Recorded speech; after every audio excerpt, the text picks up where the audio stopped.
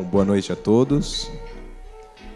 Em nome da Boitempo Editorial e da Livraria Martins Fontes, nós agradecemos a presença de todos para este debate que marca o lançamento do livro Sem Maquiagem, o trabalho de 1 milhão de revendedoras de cosméticos, da Ludmila Costec Abílio, pela coleção Mundo do Trabalho, da editora Boitempo. A gente tem aqui para a conversa de hoje a presença... Vamos começar com a presença do Paulo Arantes, que foi orientador da Ludmila na tese que deu origem ao livro. O Ricardo Antunes, que é coordenador da coleção Mundo do Trabalho, e a Ludmila Abílio, que também vai concluir falando do livro, e depois abrimos para questões. Na hora do debate, quem quiser, a gente vai abrir, num primeiro momento, uma troca de perguntas ou comentários entre os debatedores, e depois a gente abre para quem quiser participar por via escrita ou oral. No caso da via oral, a gente convida a pegar o microfone para termos o registro depois para a internet. Então, a gente vai começar com uma participação do Paulo, e depois passamos o microfone.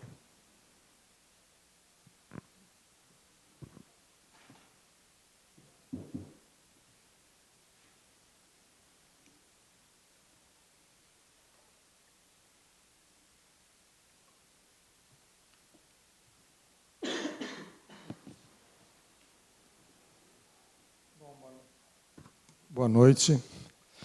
Preciso fazer uma pequena retificação, que de fato fui co-orientador, mas o correto é dizer... Como era o nome mesmo? A Ângela da Unicamp, que era de fato orientadora real. Eu, embora seja um expert em sociologia do trabalho,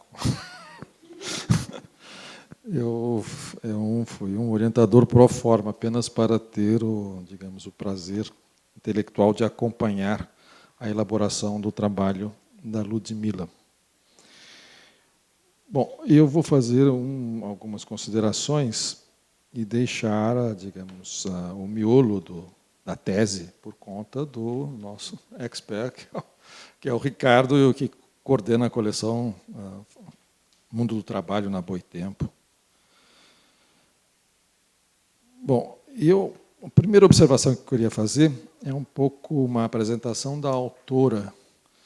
Imagino que eu reconheço a família aqui, na defesa do doutorado, mas talvez outros tenham alguns amigos, mas outros não conheçam a Ludmila. Eu acho que a Ludmila ela faz parte de uma geração de pesquisadores e militantes e ativistas, mais ou menos na fronteira entre a pesquisa social e o trabalho social, que é uma geração nova. Não, eu não diria que é uma geração nova tão jovem, é uma geração, digamos, que já está em campo há algum tempo e que tem um significado muito especial. Inclusive, esse significado especial, quem for ler com cuidado e com intenção de fazer pesquisa, quem for ler o livro, vai encontrar vários sedimentos que estão na formação dessa geração, onde se sobrepõe, se acumulam muito engajamento e muita frustração. E isso eu acho que está presente no vocabulário do livro, nas questões do livro, e é um arco muito extenso que começa, possivelmente, a Ludmila era uma criancinha aí nos anos 80, e se estende até meados do século XXI. E é uma geração politicamente engajada, uma geração acadêmica, pesquisadora e contemporânea de alguma coisa como que nós poderíamos chamar de reinvenção da questão social e da política no Brasil depois da ditadura. E isso teve um impulso formidável e que depois cumpriu o seu ciclo. E esse livro registra, acho que um pouco de todas essas fases, mais e mais esta fase final. A primeira fase está registrada no mestrado da Ludmila. O ambiente não é acadêmico, mas vamos lá, tenho que falar da sua dissertação, que foi sobre os programas de inclusão social na gestão Marta Suplicy, na prefeitura da cidade de São Paulo, em que, onde começa, a bem dizer, eu acho que essa dissertação é de 2000, ou 2005, ela foi defendida em 2005, né? A gestão Marta é 2000, 2004, você lá em 2005, você acompanhou. E foi pela primeira vez que eu acho, poderia, se tivessem presentes aqui, citar vários jovens sociólogos ou cientistas políticos que acompanharam todo esse processo na cidade de São Paulo, em que pela primeira vez ela percebe-se a fusão entre esses programas sociais, programas de inclusão social, que se generalizam pelo Brasil desde os anos 90, a partir dos anos 90, fim dos anos 80, enfim, quando se constata que havia uma questão social a ser tratada no Brasil desde os anos 80, e nesse momento, pela primeira vez, a percepção, evidenciada, por exemplo, nessa tese, nessa dissertação da Ludmilla, uma fusão, digamos, uma proximidade muito reveladora entre o tipo de empreendedor precário, pobre, que é o protagonista de programas como esse, ditos de inclusão social, e aquilo que se começa a chamar naquele momento, no virado dos anos 90 para o 2000, de viração. E a viração começa a incluir todo o repertório que a Ludmilla percorre nessa dissertação e depois no doutorado, que é o trabalho, veja, não é trabalho formal, é o trabalho legal, o trabalho ilegal, o trabalho doméstico, o trabalho, digamos, meio subterrâneo, o trabalho temporário, o trabalho em domicílio, o trabalho informal. E esse tipo de pesquisa e de acompanhamento, de trabalho social, ele acompanha também as transformações urbanas da periferia de São Paulo. Quando ele fala assim, programa de inclusão social, trabalho legal significa o seguinte, dito com poucas palavras, alguém numa temporada pode estar, veja só, pode estar no mercado de, digamos, substâncias ilícitas. Para bom entendedor, sabemos do que eu estou falando. A novidade é que isto é considerado trabalho nas pesquisas que essa geração começa a fazer.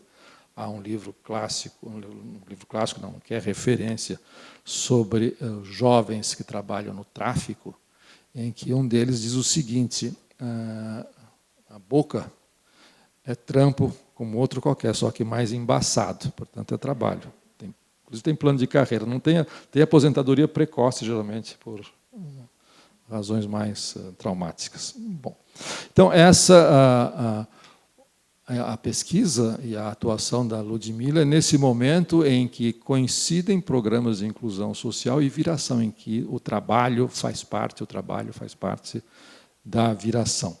Bom, mas isso para recuperar um pouquinho o que vem antes do livro. Mas antes de começar a fazer os meus 2 comentários, não será mais do que isso, eu gostaria de chamar a atenção para um paradoxo, que eu me dei conta relendo. Agora, tem muitas alterações, você mexeu no texto, não? Sem a minha autorização. Um paradoxo é o seguinte, vocês terem uma ideia, o livro é uma decifração sem maquiagem, significa tirar a maquiagem, portanto, é um desmascaramento. Se revela alguma coisa, e ela mostra como 1 milhão de consultoras, ou 1 milhão de mulheres brasileiras não sabem que trabalham para a Natura. E no sistema de venda direta. E essa é uma descoberta sociológica. E ela começa, aí tem revelações, o primeiro capítulo só com as entrevistas com as mulheres que trabalham para a Natura, e alguns raros rapazes, realmente são impressionantes, porque como é que uma coisa que ao mesmo tempo está na cara e é tão invisível? Bom, essa é a primeira descoberta. Primeiro, que existe uma marca famosa, uma marca de primeiro mundo, vinculada ao capitalismo verde, à sustentabilidade ambiental, e é uma marca de projeção internacional, está entre as multinacionais brasileiras que entraram em cena nesse último momento, e, no entanto, portanto, é o símbolo do neodesenvolvimentismo de uma potência emergente membro do clube reservado dos BRICS, está inteiramente assentado nesse trabalho sem forma, mais do que trabalho informal, um trabalho sem forma, um trabalho para além do trabalho destas consultoras, que já chegam ao exército de 1 milhão. E a exploração no sentido econômico, isto é, a extração de valor do excedente, que é a acumulação da empresa, se dá na circulação, na venda. Bom, aí são coisas do arco da velha, que ela revela, descobre a formação de estoque, você consome, compra, paga para trabalhar, financia o seu consumo trabalhando, dá desconto. Bom, tem de tudo, e isso só já valia uma tese por si mesmo. Essa descoberta, essa descrição de campo sociológica, etnográfica, como se diz. Mas, não contente com isso, a Ludmila se deu como missão teórica, por assim dizer, reverificar a atualidade da teoria do valor no Marx, sem ser economista ou sem ser, enfim, especialista ou marxóloga, por assim dizer, e foi reler a literatura pertinente, o Marx em primeiro lugar, para demonstrar duas coisas. Primeiro, que havia uma conexão entre a modernidade de uma empresa estruturada como a Natura e a exploração do trabalho o mais degradado possível, o mais invisibilizado possível. Estabelecida essa conexão, ela expande o seu argumento na ponta do lápis, com continha e tudo, de alíquota de imposto, como é que você chega lá, e como é que se dá o excedente, e como é que as mulheres estão vendendo a pele para a Natura decolar, em todos os sentidos. Além de fazer essa demonstração, ela procura demonstrar ou recuperar a ideia fundamental clássica da centralidade do trabalho na explicação do capitalismo contemporâneo. Há uma série de boatos, alguns mais ou menos fundamentados na realidade, outro pura metodologia, de que entraríamos numa sociedade da informação e que a principal fonte do valor ou da riqueza, ou da acumulação, como nós quisermos, na verdade são coisas bem diferentes, seria informação ou conhecimento e, sobretudo, o trabalho imaterial, que é um dos Beuzebus, uns dragões da maldade contra os quais a Ludmila investe. Embora um dos teóricos do trabalho imaterial seja do bem, que é o André Gorz, conhecido, ele diz muitas coisas interessantes para justificar a tese do trabalho imaterial. De modo, o que eu estou chamando a atenção é o seguinte, é um esforço gigantesco para desvendar o segredo da Natura. A Natura ficou incomodada. Logo depois que a tese foi defendida, houve uma menção no site da Natura dizendo que eles iam tomar as providências cabíveis do ponto de vista jurídico porque estavam sendo caluniados, quando estavam demonstrando como é que elas funcionavam, pura e simplesmente. E, sobretudo, ela dizia o seguinte, eu me lembro, acho que foi a Ludmila que me disse, porque eu não acesso a essas coisas. A Ludmila que me disse, a Natura alegava no seu site que não havia nenhum vínculo empregatício entre ela e as suas revendedoras. Mas é isso que ela quis demonstrar. Justamente, o horror disso é que não há nenhum vínculo empregatício, elas trabalham, elas fazem o sucesso econômico, vem de 1 milhão de vendedoras, sem nenhum custo para a empresa e sem nenhum vínculo empregatício, portanto, nenhum ônus, nada. Eles entregaram, não temos nenhum vínculo. Como é possível explorar gente que a gente não tem nem contrato? Como é que vai explorar uma pessoa que não tem? Vai por aí. Bom, o paradoxo é o seguinte, daí por conta própria, assim, quase que artesanal, homemade, um estudo do Marx sozinha, foi para a Inglaterra, foi para a London School, foi para a biblioteca em que o Marx esteve, para ver se se inspirava. E é difícil, numa certa quadra da vida da gente, mesmo sendo jovem, é difícil voltar e reler esses clássicos e redescobrir a atualidade, e evitar as aplicações chapadas, e ao mesmo tempo guardar a pertinência do que é a originalidade do mundo contemporâneo. E eu acho convincente a demonstração. Eu também não sou economista, nem crítico de economia política, não tenho condições de ir até o fim, depois fazer na ponta do lápis todas as contas que a Ludmila fez, mas eu acho que o que eu quero dizer é o seguinte, para fazer essas duas etapas, para cumprir essas duas etapas, é necessário uma energia intelectual e política que não está mais disponível a esta altura do campeonato.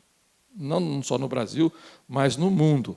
E o paradoxo e a anomalia do qual eu estou partindo é o seguinte: das terceira ou quarta página até o fim do livro, há uma espécie de, não é bordão, mas é uma espécie de pontuação na prosa sociológica e crítica da Ludmilla, que é um pouco, às vezes é cacuete, às vezes é um tique, às vezes, na verdade, é uma posição a respeito disso.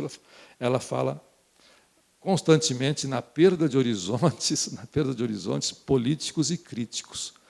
Imagina só, então, a anomalia, o paradoxo é esse: de onde ela foi encontrar energia para esse esforço, tremendo esforço de pesquisa e empenho político e crítico, num momento em que esses horizontes estão ou rebaixados, ou desapareceram, ou sumiram. Então, isso é um mistério, não é um mistério, isso é um problema político, isto é, significa que existe ainda vida política, vida intelectual, apesar da atmosfera rarefeita e sufocante em que se vive. Isso é mais do que uma metáfora, e isso é dito constantemente.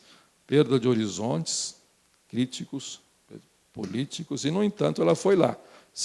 Essa energia vem de algum lugar, significa que existe, no meu entendimento, como eu vejo as coisas, uma espécie de energia oposicionista. Isso é a sociedade em que nós vivemos. Ela não é integralmente unidimensional. Existe uma brecha de transcendência que permite ou que dá oxigênio para esse tipo de esforço, sem o que não é apenas porque a pessoa, se ela for totalmente unidimensional, esse tipo de esforço beira o delírio, porque não tem justificativa psicológica para tanto investimento nisso, porque isso é um desgaste. Em outros termos, isso também é um trabalho, mas isso é um outro capítulo. Trabalho acadêmico, trabalho intelectual, nas condições precárias de hoje, o que é isso? Isso é um capítulo que a Ludmilla vai conhecer depois de terminada a tese, quando ela faz, vai percorrer o caminho da peregrinação, não é para Santiago de Compostela, mas é um calvário das editais de concurso para a universidade. Você fez quantos? 8. Perdeu a conta. Nas condições atuais, essa montanha de concursos é um dossiê para um futuro. Você pode fazer um ensaio, uma tese sobre trabalho acadêmico nas condições do Brasil contemporâneo, e não só do Brasil. E é tudo na forma de edital para concurso. Esses concursos são, na verdade, são concursos lá. Eles têm uma mecânica própria de seleção e eliminação à la reality show. E, enfim, é um mundo mais ou menos homogêneo. Então, esse é um outro capítulo. Então, você começa estudando o trabalho das revendedoras e depois você experimenta na pele o que é uma intelectual de alto nível, mas, ao mesmo tempo, precarizada, correndo atrás de edital em edital, de universidade em universidade, no Brasil. Aí o argumento fecha. Eu acho que aí tem um nó político a ser desatado. Se nós desatarmos, nós podemos abrir uma porta e uma janela na vida política nacional. Bom, dito isso, meus dois comentários são os seguintes. Um é lateral. Se você seguramente você vai dizer, não tenho elementos para responder. É que eu não reli, eu li a sua dissertação, mas o fato de você fazer programas de inclusão social, empreendedorismo e, portanto, viração, tipo de viração, se você fosse retomar o assunto do seu mestrado, depois de ter estudado depois de ter desmascarado essa invisibilidade do trabalho na natura e com todo esse saber fazer acumulado, como é que você encararia os 74 milhões de brasileiras e brasileiros que fazem parte de algum programa de inclusão num cadastro único nacional? Eles são viradores? E como é que eles se viram? Eu sei que essa não é a sua pesquisa, mas eu acho que não é a próxima pesquisa.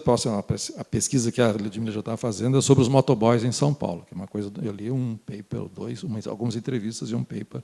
É coisa do barulho. Aliás, os presentes estão convidados quarta-feira no nosso seminário das quartas. A Ludmilla vai nos apresentar como é que os motoboys seguram com as 10. Se viram? Não, mas está segurando com as 10. O título do artigo é Segurando com as 10. Bom, isso é apenas uma curiosidade. Eu gostaria onde é que está? Tem algum fundamento essa minha curiosidade, não é inteiramente gratuita.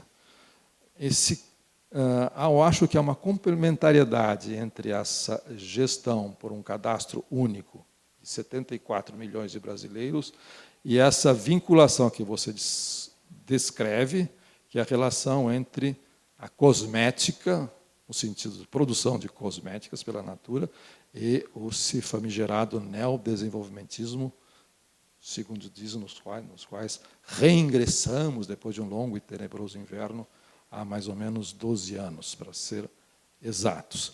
Então, há uma cosmética do neodesenvolvimentismo em que eu acho que o povo do cadastro está incluído aí, e nós não sabemos.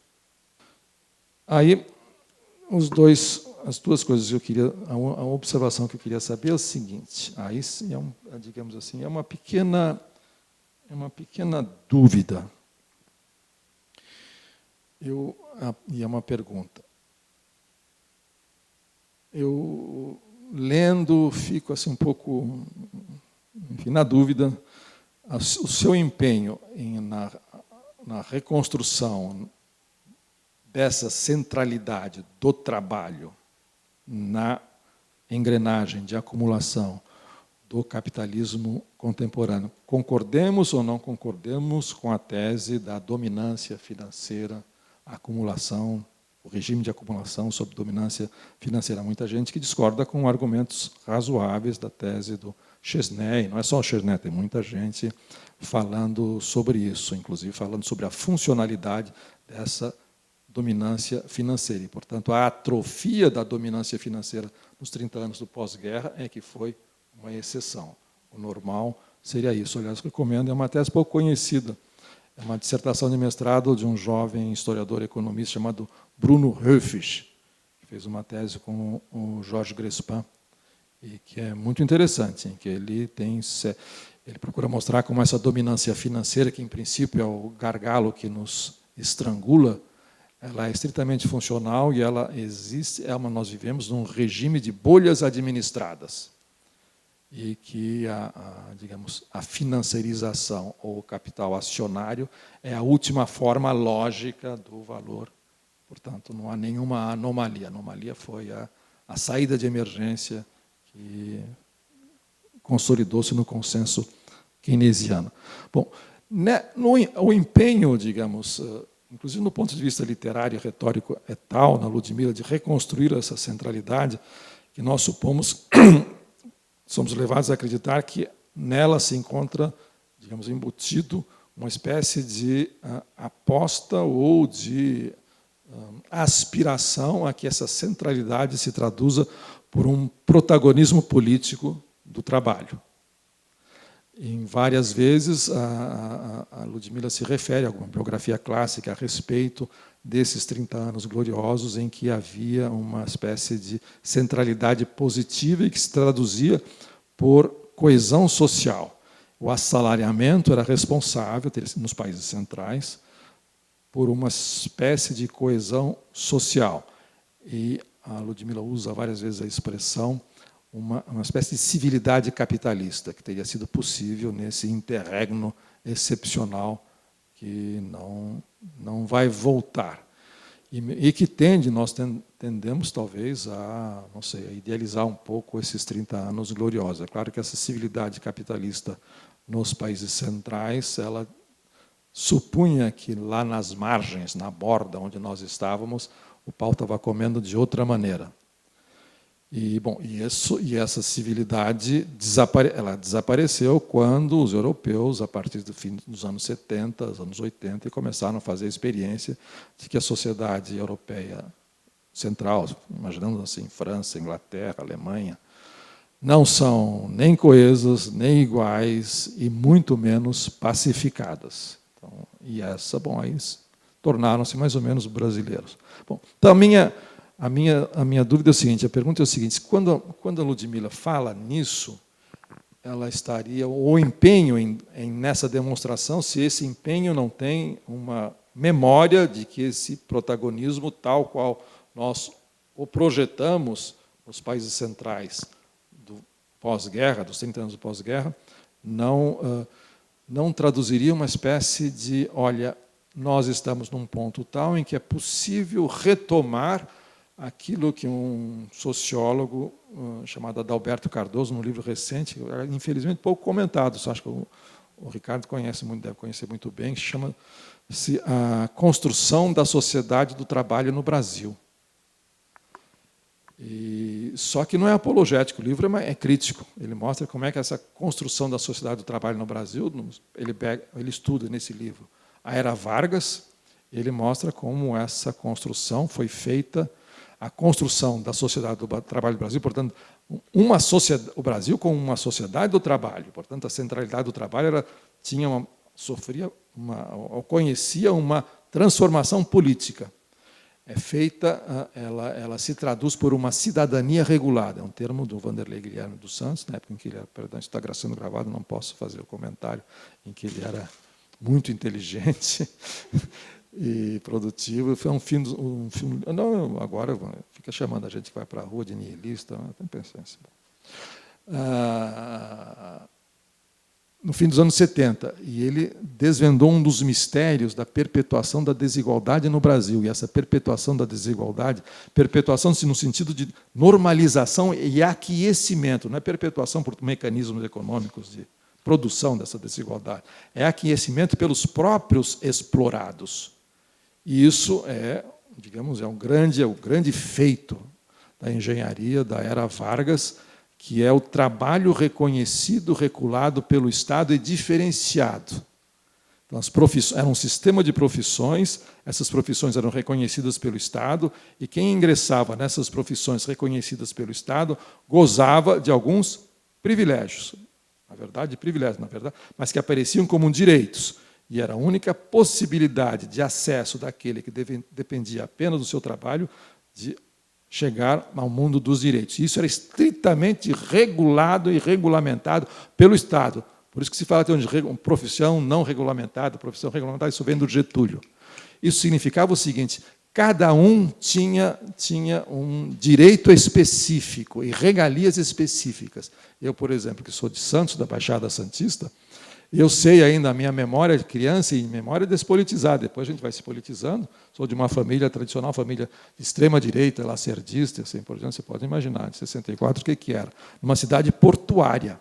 Os portuários, ou como se chamava na Era Vargas, os marítimos tinham os seus direitos específicos. Então, os marítimos, os portuários, eram uma categoria que rivalizava em poder político e social com os profissionais liberais, e não a ponto, mas podia enfrentar politicamente, socialmente, porque o Vargas os havia empoderado nesse sentido, o pessoal que era a nata da oligarquia santista, que era o comércio do café, a exportação de café, o resto são profissionais liberais e funcionários. Essa cidadania regulada fazia com que ela fosse centrada num fetiche que era a carteira de trabalho.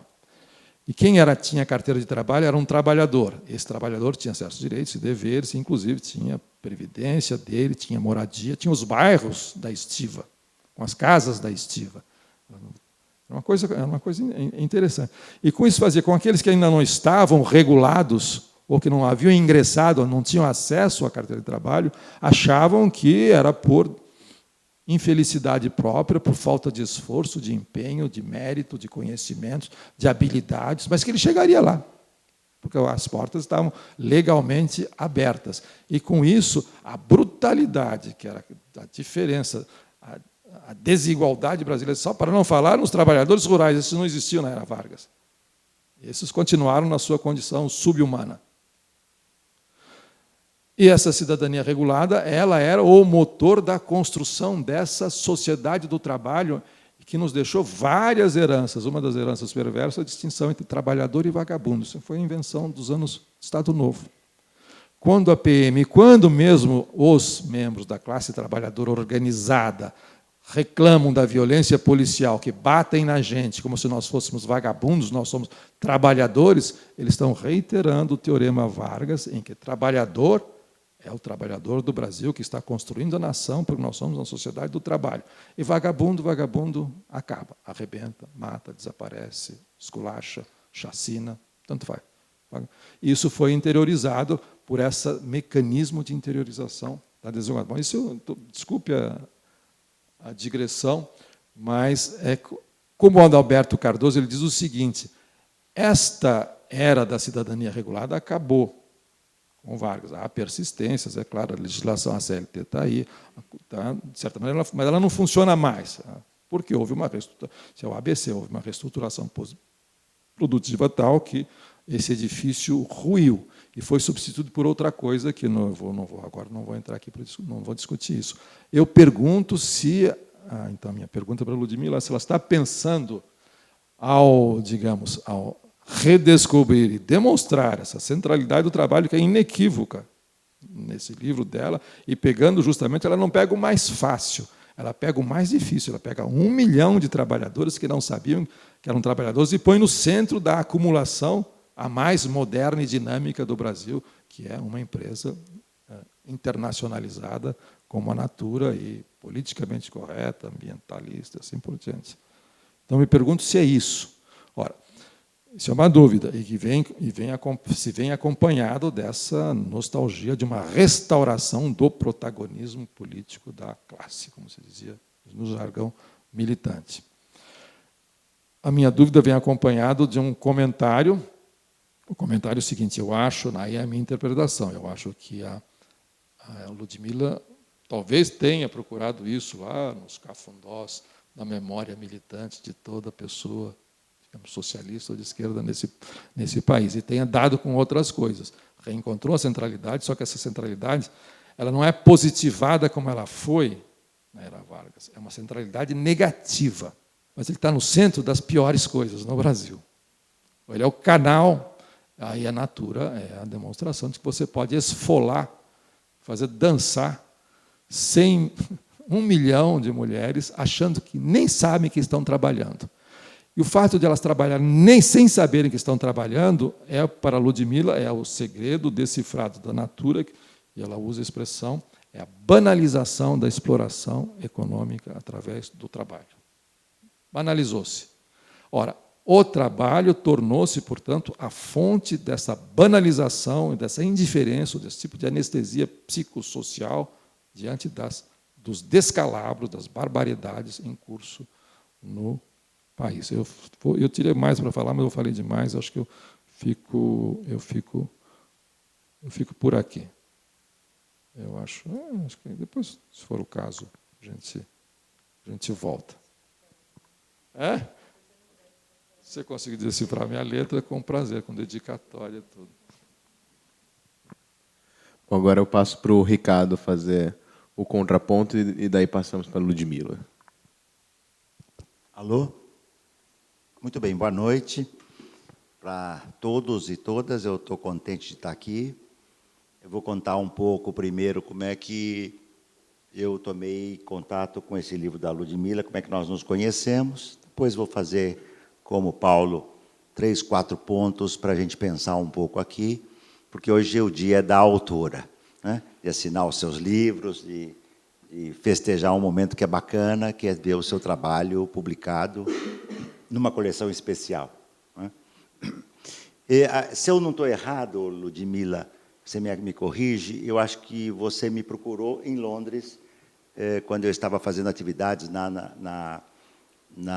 no SOAS, né? Na Universidade de Londres, e você falou: poxa, Ricardo, eu estou fazendo lá um trabalho com a Ângela, com o Paulo, queria conversar com você. Eu nem lembro se a gente conseguiu conversar um pouquinho, algumas pistas e tal, porque a gente, quando viaja para trabalhar, o tempo acaba sendo pequeno. Eu te dei, acho que, algumas dicas e pistas que talvez você pudesse. Você estava trabalhando também com o nosso amigo Saad, né? Acho que ele que estava te recebendo lá, não é isso? O Saad me falou que você ia me procurar, e foi aí que nós nos conhecemos, e desde logo eu me interessei pelo teu tema, né? Falei, puxa, aí tem uma questão interessante, tem um tema importante. Depois eu vou explicar porquê, mas é visível o porquê disso, né? E, a partir daí, você fez o trabalho na Unicamp, trabalhando com a Ângela, com o Paulo, defendeu, não pude, fui convidado, não pude ir para a tua banca, porque coincidia, acho que, com atividades fora que eu estava, né? Tenho estado mais fora do que do Brasil nessa altura do campeonato, de tanto trabalho. A explosão do trabalho, viu, Paulo? A degradação do trabalho, a negatividade do trabalho é monumental em todas as partes do mundo, né? O que nos obriga a ir falar um pouco sobre o trabalho em tantas partes do mundo. Eu tenho falado intensamente em vários países, em várias áreas, e isso tem me dado um olhar sobre o trabalho espetacular. A última foi, só me faltava essa, foi parar na Índia, entende? E vou falar disso daqui a pouco. Fui falar sobre informalidade na Índia. Quando eu cheguei lá, eu falei, meu Deus, aqui esse é o comum, né? Na população economicamente ativa de 700, quase 800 milhões, na informalidade, muito mais do que a metade. Quer dizer, ali, a população sobrante, né, que transcende o exército de reserva, é enorme, tem uma população que não tem mais nenhuma chance de ser incorporada pelo trabalho, né? E foi então que, quando você defendeu a tese, você me mandou o exemplar da tua tese, né? Eu pude ler, e aí veio a ideia de publicar conosco na nossa coleção, né? Quer dizer, o mais interessante que eu acho desde logo do teu trabalho é porque há alguns bons anos, né, acho que pelo menos desde quando eu publiquei o Adeus ao Trabalho, o ano que vem vai completar 20 anos, né, que eu venho dizendo que o equívoco completo, para mim, da tese eurocêntrica do fim do trabalho, né, um completo absurdo falar em fim do trabalho quando você está olhando a Alemanha e esquecendo a Índia, a China, a América Latina, quer dizer, que é um fim do trabalho, né? Quer dizer, não é possível o eurocentrismo ser levado mais ao limite. O alemão fala em fim do trabalho, enquanto você tem uma população economicamente ativa na Índia de 1 bilhão de pessoas que dependem do trabalho na sua forma mais brutal. Isso aqui é publicado, produzido na Foxconn, né? Em 2010, 17 operários jovens, meninos e meninas, tentaram o suicídio na Foxconn, tá certo? Porque as condições de trabalho são brutais, salários entre 100 e 200 dólares por mês, jornadas de 12 horas de trabalho, né? Os trabalhadores e as trabalhadoras, homens e mulheres, trabalham aprisionados, né? Os quartos onde dormem os operários da Foxconn têm telas, né, nas janelas. Você fica imaginando que a Foxconn é cuidadosa porque as crianças, os filhos do operários podem pular. Então, nós que somos avós, né, vovôs, né, Paulo, a gente trata de botar nas nossas casas, quem mora em apartamento, no meu caso, bota as telas por não ter risco nenhum, né? A Foxconn não é cuidadosa assim com os seus operários, com os filhos das operárias, é porque os jovens se suicidam pulando das janelas da Foxconn. A combinação de intensa exploração do trabalho com o isolamento, tá certo? E uma trabalhadora da Foxconn não sabendo que a peça que ela faz é parte disso aqui, ela não sabe, muitos deles não sabem operar com esse equipamento, né? É uma verdadeira descoberta quando eles começam a passar a mão na tela e perceber esse movimento da tela, porque elas trabalham, né, com uma parte da decomposição desse trabalho, é um trabalho global, né? A indústria de software começa numa parte, a montagem final termina noutra, né? E isto faz com que, digamos assim,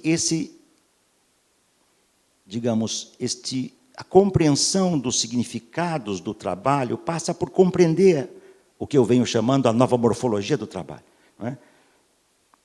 O que é a classe trabalhadora hoje? Quem diz que não existe classe trabalhadora, eu me permito dizer, francamente, não sabe do que está falando, entende?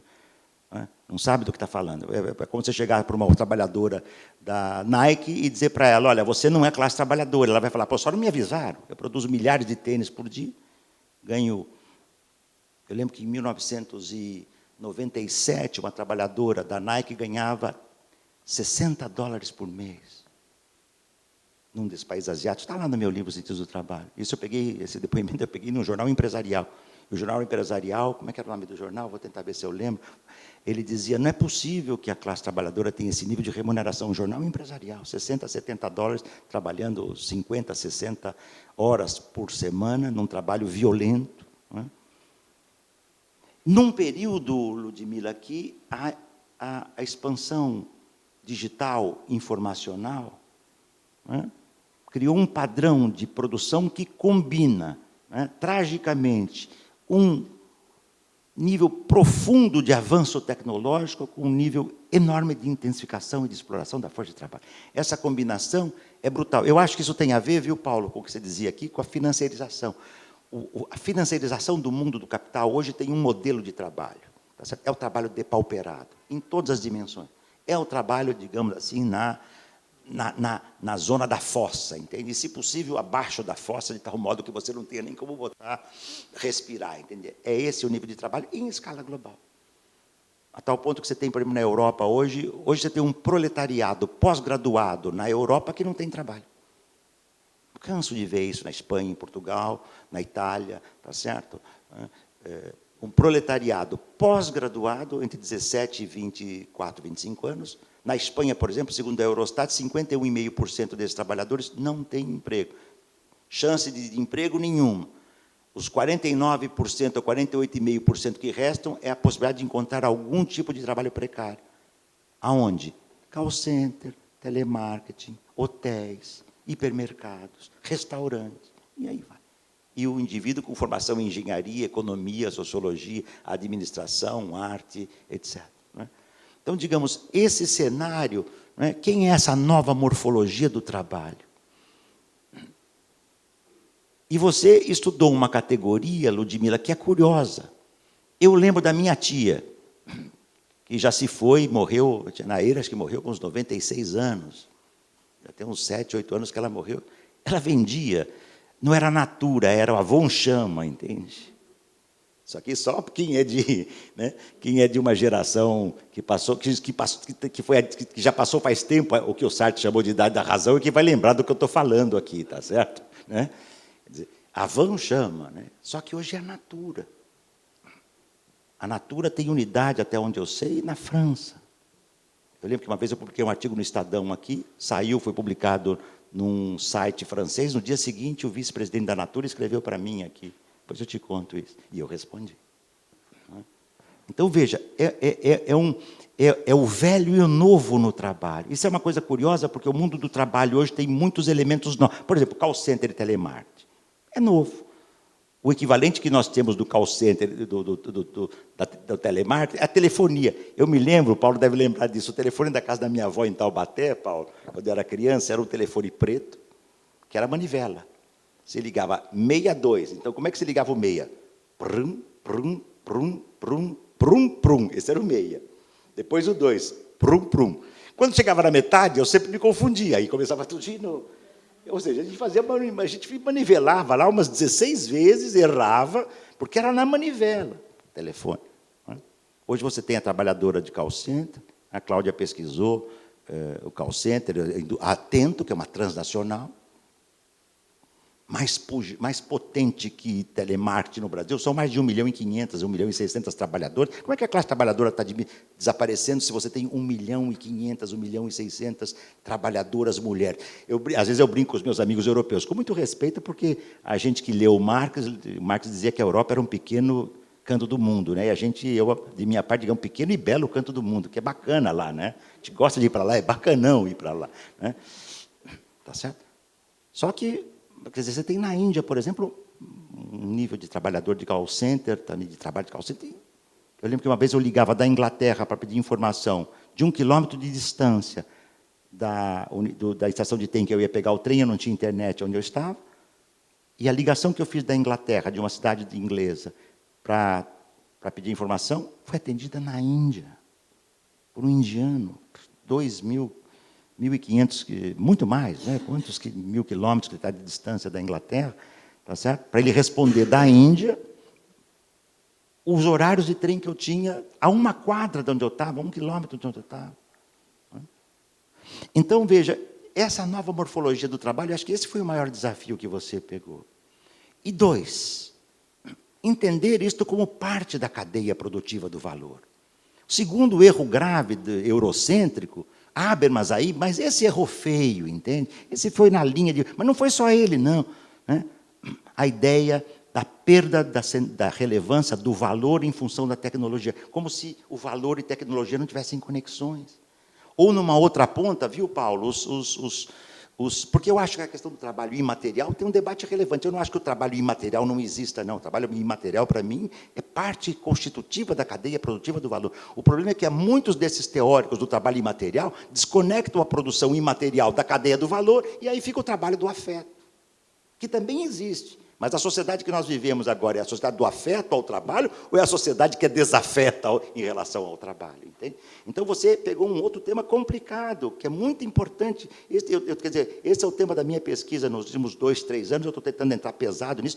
Qual é o papel deste setor de serviços que compõe um novo proletariado não industrial desse serviço, é um novo proletariado não industrial desse serviço, que é parte da cadeia do valor. Por quê? Porque com as tecnologias de informação e comunicação, passaram a ser vitais. O tempo do capital, o tempo sempre foi fundamental da produção do capital. E a tecnologia de informação e comunicação revolucionou, entre aspas, profundamente todo o sistema, tá certo? De circulação, de produção e de circulação de mercadorias. O Marx já tinha pistas excepcionais no volume 2 do Capital, tá certo? Quando ele dizia, por exemplo, que o setor de telecomunicações, transporte e armazenamento tinha um papel especial na cadeia produtiva do valor, sendo, portanto, parte do mundo produtivo, ainda que não criassem produtos materiais, porque a indústria de transporte não cria produção material. Tá certo? O armazenamento também não. Mas, pela relevância deles, as telecomunicações também não. E o Marx tinha uma noção, isso que também é espetacular do Marx, a noção de indústria do Marx. Indústria para o Marx não se resumia à indústria metalúrgica. Isso é, o Habermas é que entendeu assim. O Habermas diz, o Marx entendeu o operário como sendo operário de macacão. De duas uma. Ou o Habermas não leu o Marx, né? Não é possível dizer isso. Quer dizer, qualquer pessoa que tem rudimentos de uma leitura cuidadosa do Marx sabe que o Marx nunca reduziu o trabalho ao proletariado industrial metalúrgico, ainda que este segmento fosse, ao tempo do Marx, uma categoria importante do proletariado. Então, quem é essa nova cadeia? Quem é esse novo contingente, essa nova morfologia do trabalho?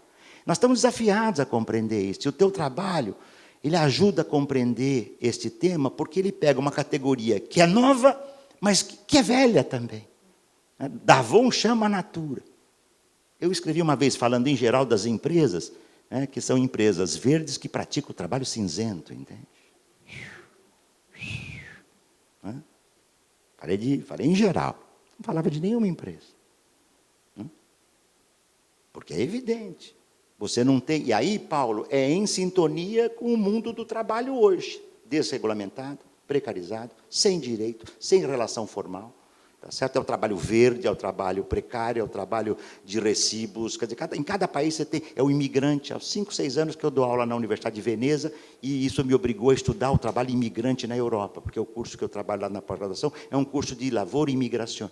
Então, você tem trabalhadores imigrantes que estão na cadeia, desde os mais precarizados, o cara que desmonta navio, que desembarca navio, embarca, até aqueles que são mais qualificados, que entram para a indústria, por exemplo, indianos que trabalham em setores de trabalho informacional.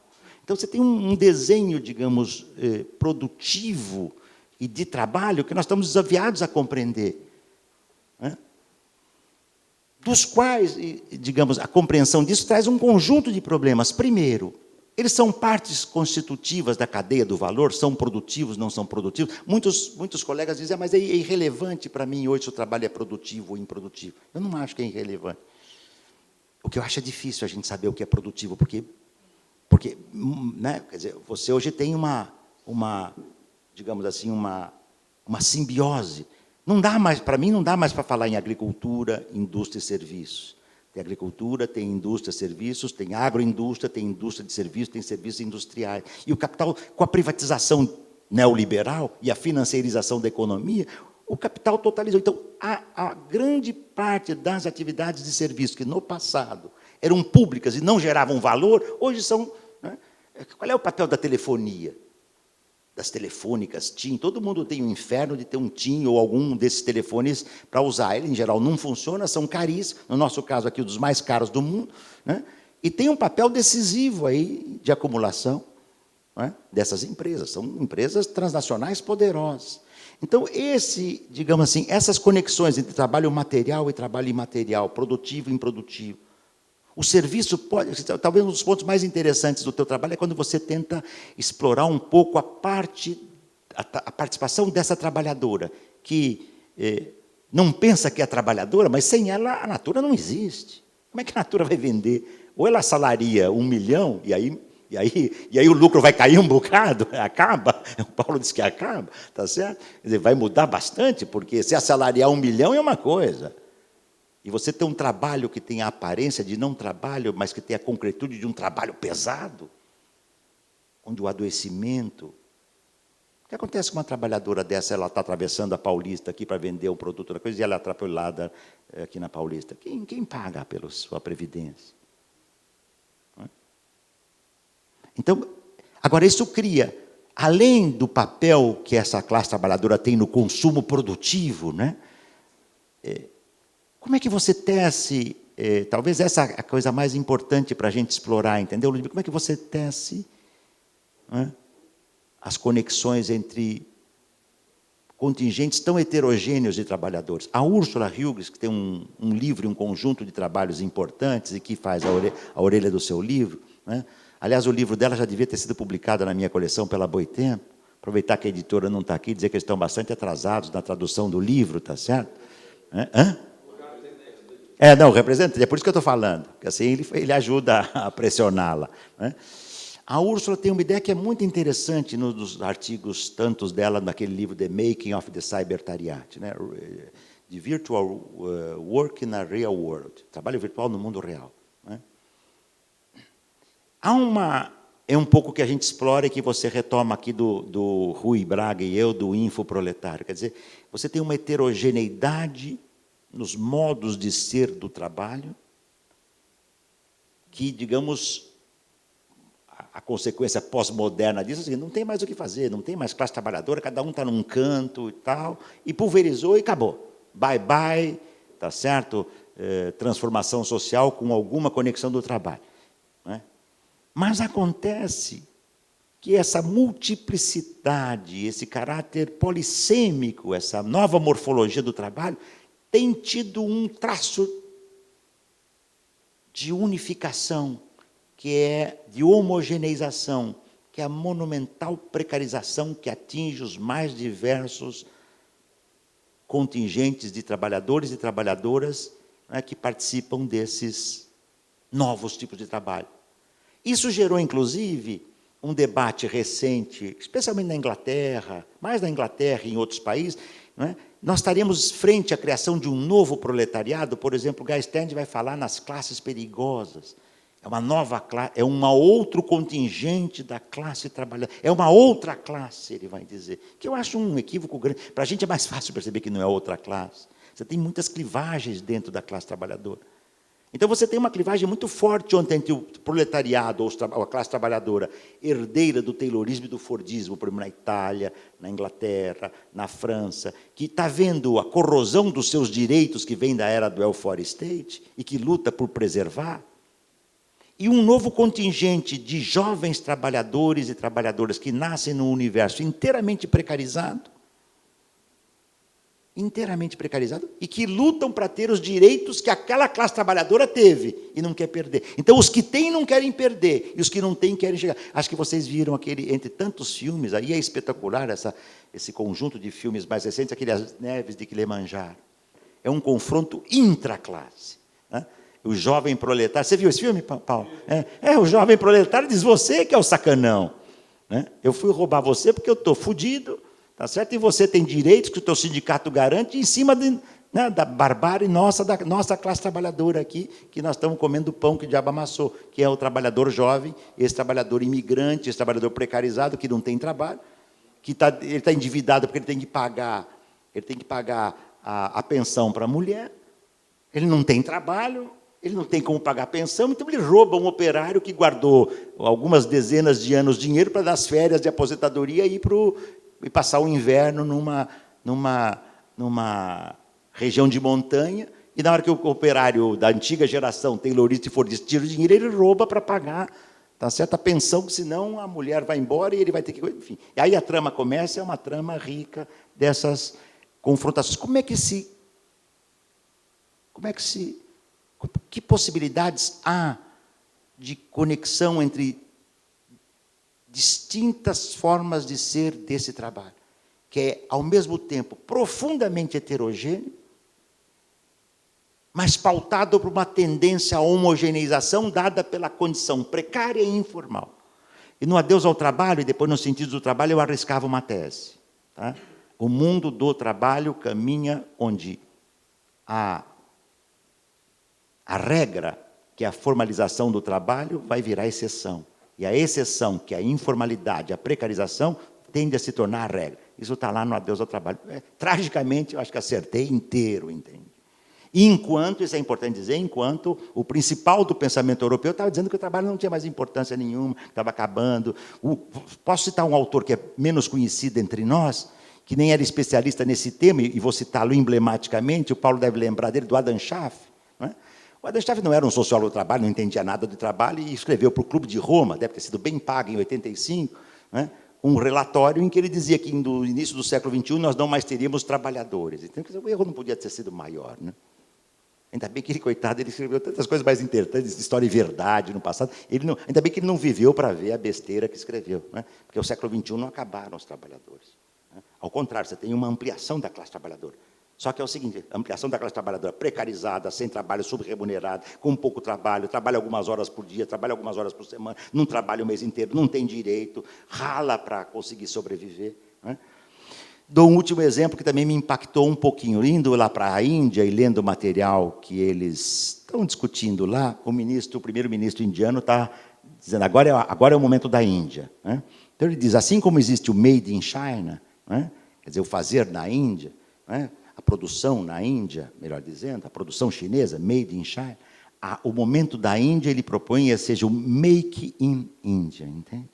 Quer dizer, não é a produção na China, mas faça na Índia. Eu provoquei lá os meus colegas indianos, falei, quer dizer, que vocês querem fazer aqui, na Índia, o caminho da Foxconn, o caminho da intensa exploração do trabalho levado ao limite na Índia, entende? Onde você já tem um contingente de população sobrante que não tem como ser incorporada para o trabalho. Como é que você junta esses contingentes de trabalho? O último comentário que eu quero fazer também, para não exagerar aqui no tempo, é que a nova morfologia do trabalho tem gerado uma nova morfologia das lutas sociais. Tá?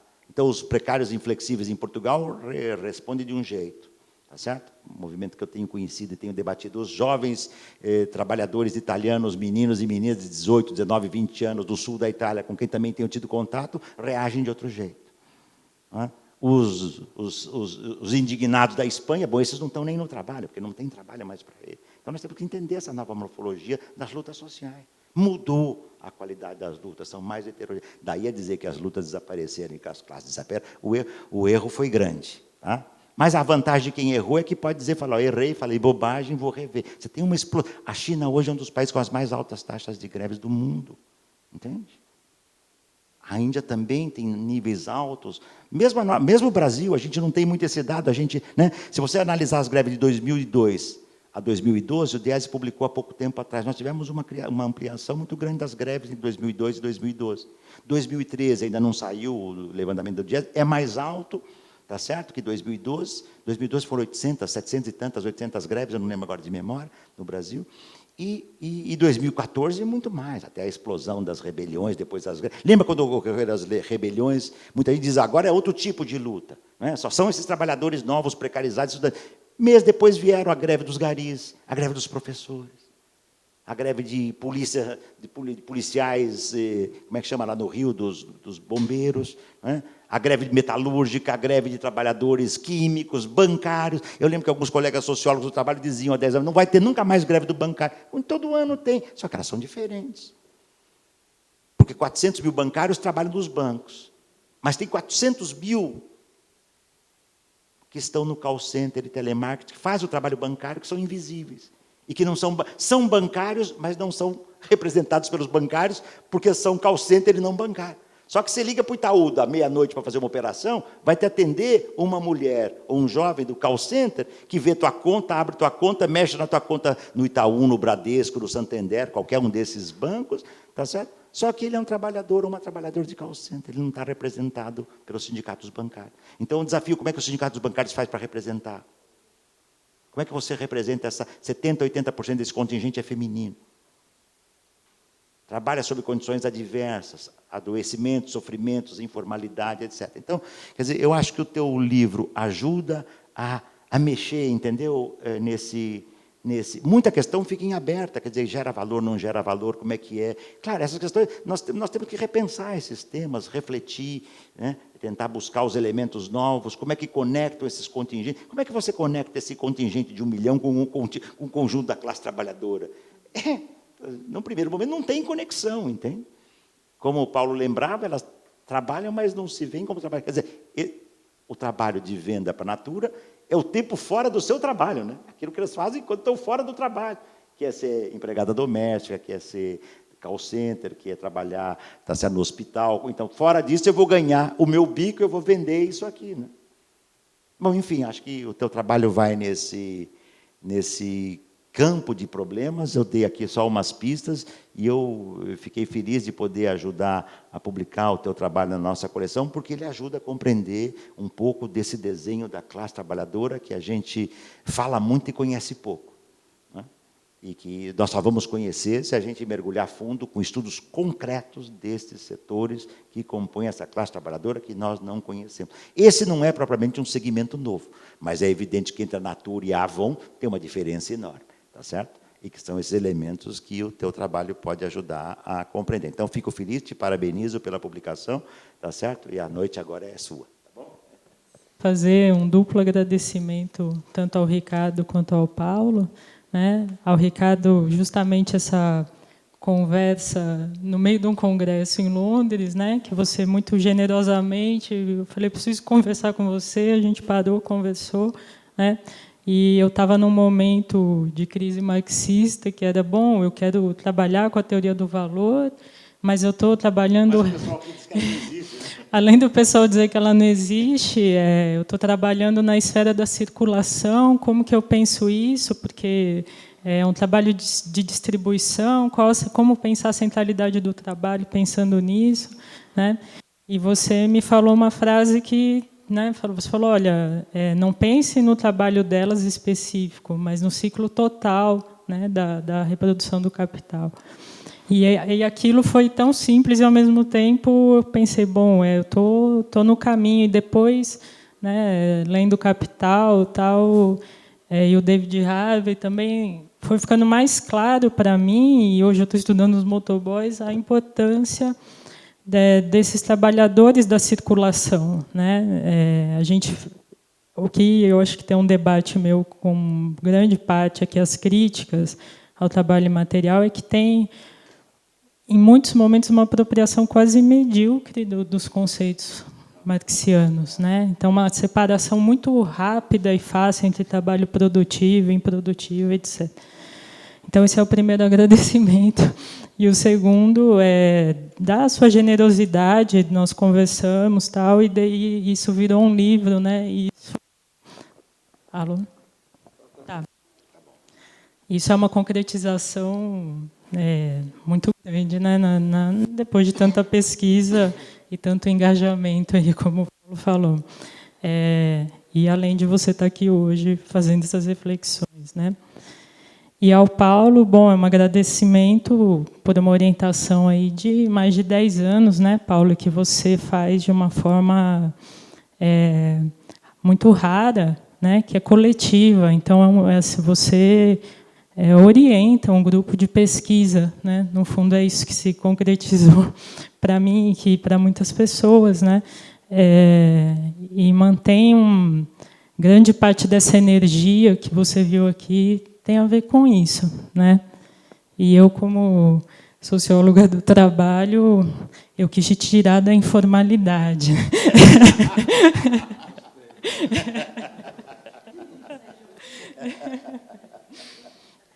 Enfim, e agradeço também pelas suas considerações, que desde a minha defesa eu gostaria de ouvir, né? Então, estou realizada hoje. Bom, e foram questões muito importantes aqui que eu estou tentando estruturar uma linha aqui da exposição, né? Começando pelo que você falou, Paulo, né, dessa nossa geração que se formou politicamente em meio a essa reinvenção de uma nova questão social, né? E nós nos engajamos nisso, e isso também se transformou nos nossos objetos de reflexão aí, né? E ao fazer essa pesquisa de mestrado, a viração foi o que apareceu para mim, né? E apareceu naquele momento, o que eu pude trabalhar dela era dessa conexão entre a gestão da política e a viração, né? Esse era o cerne do mestrado.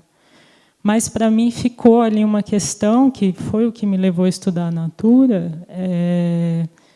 de que as pessoas, aparentemente descartáveis e sem lugar, elas estavam super engajadas em atividades aparentemente descartáveis e sem lugar, que movimentam o mundo, né? Que movimentam a economia, que movimentam a política, que movimentam o mercado, né? E eu fico pensando, por que eu enfrentei as teorias do imaterial, né? Por quê, né? Além das minhas discussões com a Silvinha eternas sobre o assunto, era um debate com essa ideia de que, olha, essa multidão que se diz descartável, que nós damos de barato como descartável permanentemente, ela está plenamente mobilizada, engajada, e ela é produtiva, né? E nós temos que entender o que é essa produtividade, né? Então, e daí estudar a Natura, que é uma atividade tão banal e tão sem importância, né? Foi um caminho muito rico para fazer isso, porque é uma multidão produtiva, engajada na produtividade, né? E daí, quando você se depara com o debate do imaterial, é um absurdo, né? Fica uma disparidade mesmo, porque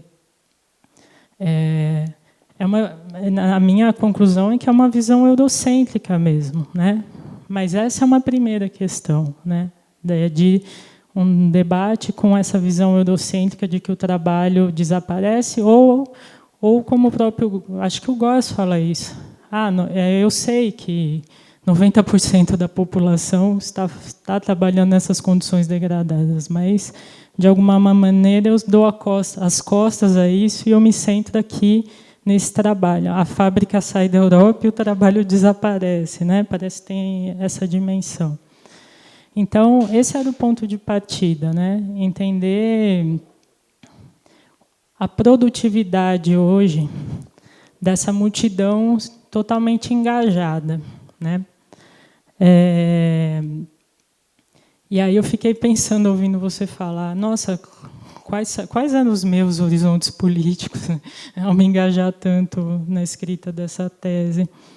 E é um horizonte bem minguadinho, né? Porque, na verdade, é todo um exercício enorme para dizer, olha, a exploração está aí e ela é horrível, né? E não tem nada, não tem um passo além disso. É isso, né? Esse é o horizonte dessa tese. É com isso que ela está se debatendo permanentemente, né? Então, esse é um primeiro ponto. E tem um segundo ponto que eu compreendo hoje melhor, que estava me mobilizando, né? Que é uma discussão sobre o que é a classe trabalhadora brasileira, que eu acho que até hoje nós não entendemos. Eu tenho essa impressão que até hoje nós não sabemos quem é a classe trabalhadora brasileira e qual a centralidade dela para a acumulação no Brasil, né? Então, eu acho que tem um duplo aspecto aí da discussão da centralidade do trabalho, né? E aí, em que sentido? Eu acho que os escritos do Francisco de Oliveira, eles me guiam sempre, né? E tem a discussão dele, sempre está no cerne da discussão dele o quê?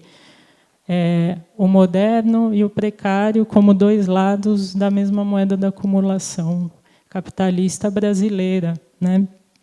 E ele vai fazer essa discussão lá nos anos 70.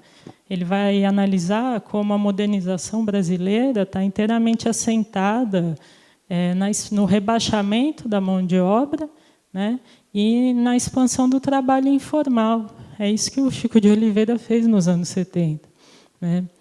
E eu acho que a gente precisa atualizar esse debate, né? E eu acho que, no fundo, esse era o horizonte que estava posto aqui, mesmo sem eu ter tanta clareza sobre ele, né? Então, isso posto, que conclusão que eu estou chegando hoje? Já não é mais que moderno e precário são os dois lados da mesma moeda, não. O moderno é o precário, né? A gente tem que entender isso finalmente. E quem me falou isso foi uma consultora de RH. Ela falou para mim numa conversa, numa festinha. Ela falou, nossa, eu sou muito intrigada com as consultoras da Natura. Eu acho que hoje elas são o que há de ultramoderno no mercado, né? E eu falei, nossa, olha a perspectiva dela de dentro do mercado, analisando essas mulheres, né? E ela falou, elas são o símbolo da flexibilidade, né?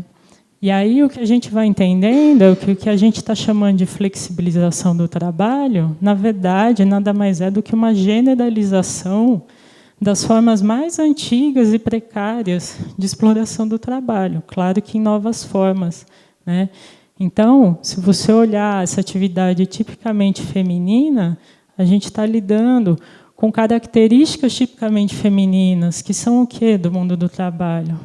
A indistinção entre o que é trabalho e não é, as mulheres sabem disso há muito tempo, né? A indistinção entre o que é tempo de trabalho e o que não é, as formas informais de extensão do tempo de trabalho, formas informais de intensificação do tempo de trabalho, né? Que sempre constituíram o trabalho das mulheres e elas estão hoje generalizadas no mundo do trabalho, né? Então, partindo desse ponto de vista, tem aqui um debate com a civilização capitalista, tem, né? Porque qual o nosso eterno problema para pensar esse moderno, para pensar o atraso, para desfazer a dualidade?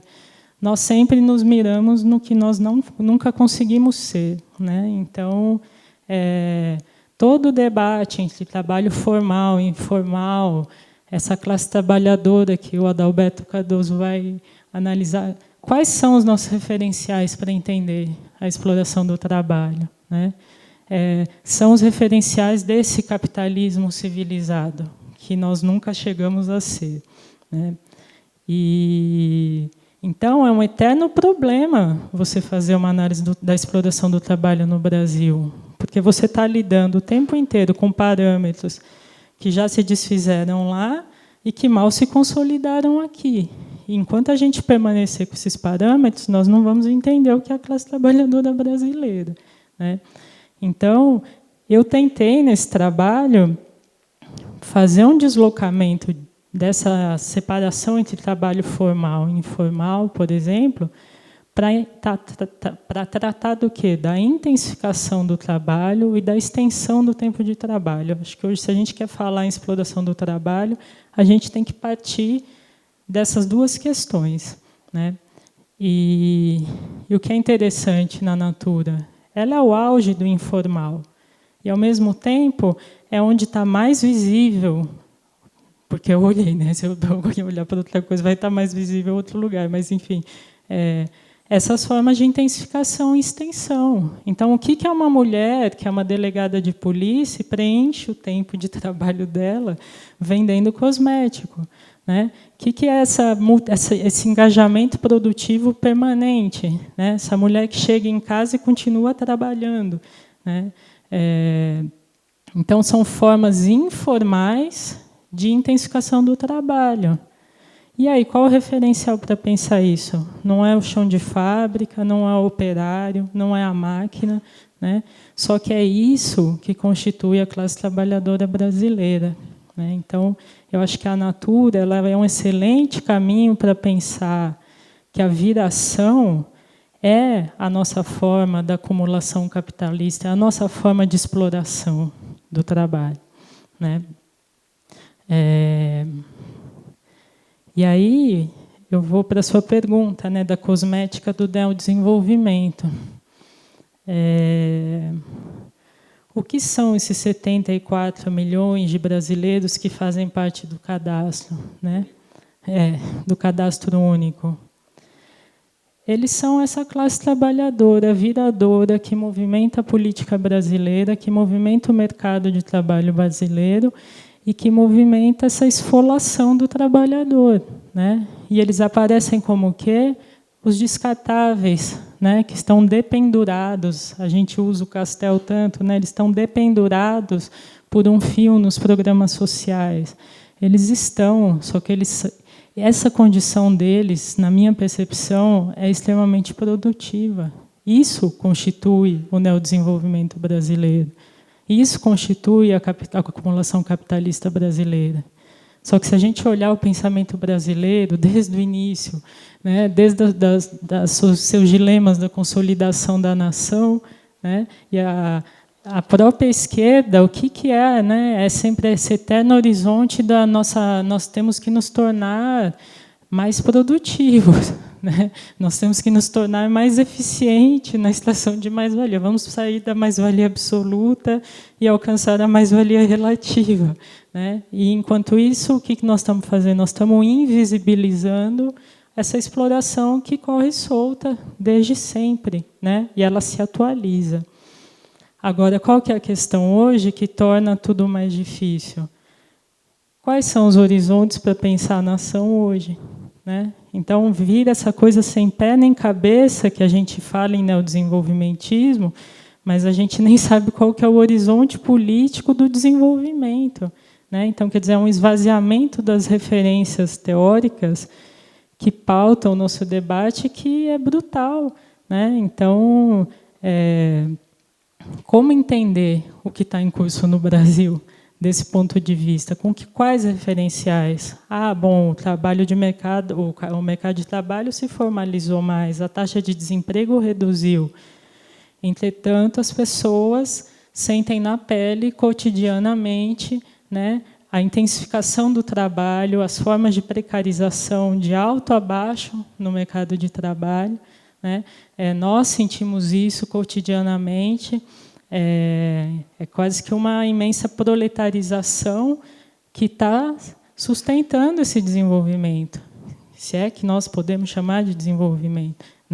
Então, do que chamar, parece que é o ornitorrinco mesmo, né? Que nome dá essa coisa esquisita e que agora, de repente, a gente se vê quase que obrigado a defender, né, nesse momento político, quer dizer, estava tudo tão ruim, né? Mas quando surgiu uma Marina, você fala, opa, espera aí, tem neoliberalismos e neoliberalismos, não é tudo a mesma coisa. Espera aí, pode ser até pior do que isso. Né? Você se vê numa posição agora do que é o menos pior, em que sentido? Né? Talvez a gente esteja pensando o tempo inteiro nessa questão da exploração do trabalho mesmo. No manifestinho que você assinou, inclusive, sobre a terceirização do trabalho, né? O que está em jogo? Quais são os limites? Então, também dialogando com essa sua provocação da civilidade capitalista, eu acho que eu dialoguei com isso o tempo inteiro. Primeiro, eu acredito nessa tese de que, na verdade, nós estamos vivendo uma ressaca dos 30 anos gloriosos. Eles são a exceção. Né? Eles são a exceção na história do desenvolvimento capitalista. E nós estamos tendo que lidar com isso. Né? E nós estamos tendo que refazer e recuperar referenciais anteriores, porque nós estabelecemos um referencial do que poderia ser uma civilidade capitalista. O que eu quero dizer com uma civilidade capitalista? Não é saudades do bem-estar social que eu nunca vivi, a não ser num ano que eu encontrei o Ricardo em Londres. Mas lá também já faz tempo, não é? Mas é que nem a Dilma, mas é menos pior. Lá foi o Tony Blair que ajudou a terminar o serviço pesado. A Margaret Thatcher começou, o Tony Blair terminou. Ele também disse uma certa similitude.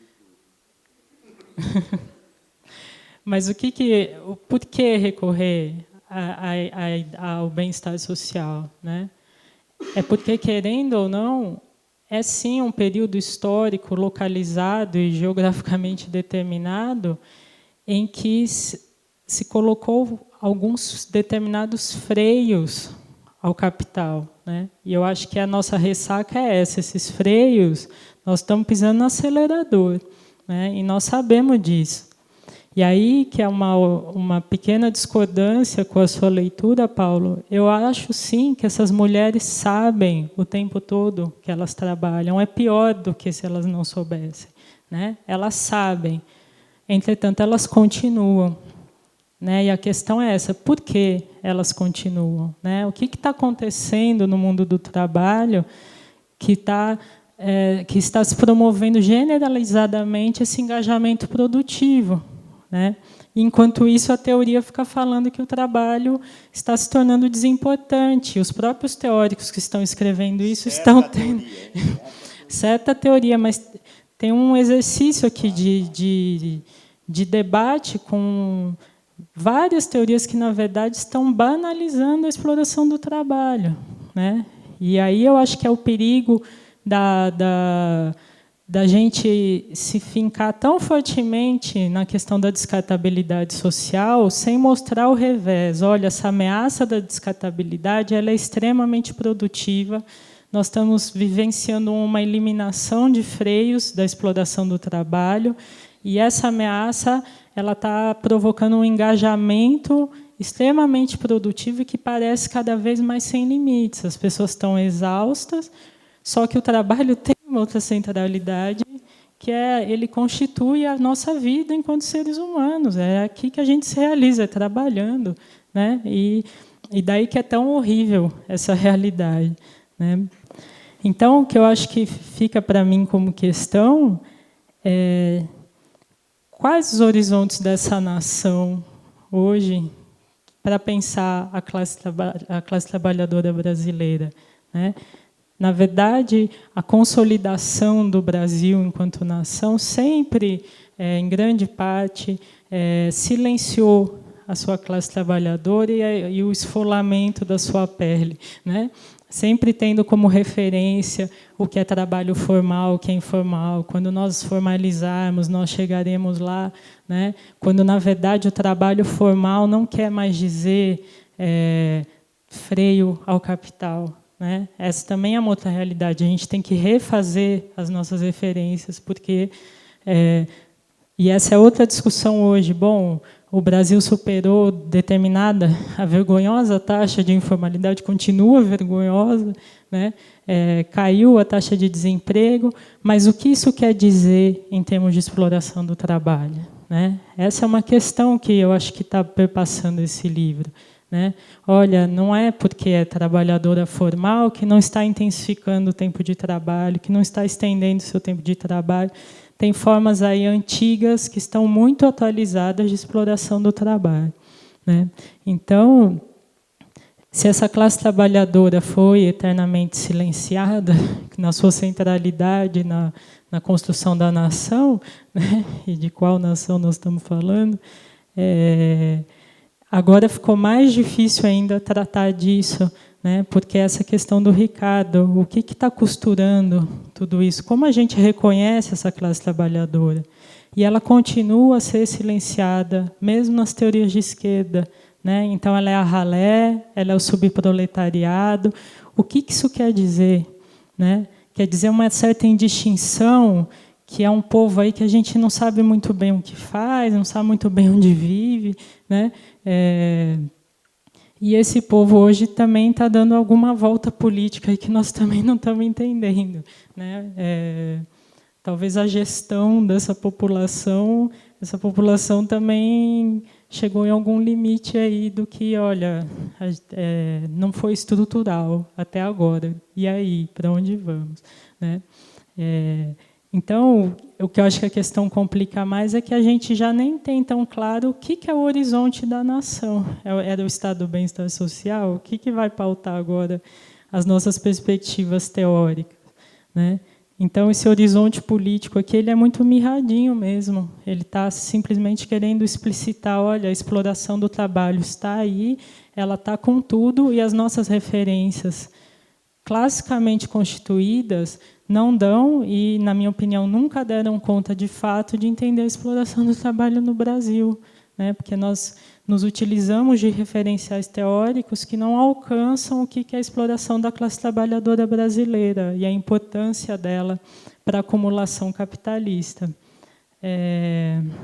E aí fica a fala de uma revendedora, né? A Natura, de uma revendedora da elite paulistana, que vende Natura como quem promove eventos beneficentes, vai para Campos de Jordão, vende Natura, vai para a Riviera de São Lourenço, vende Natura entre os eventos sociais que ela realiza, né?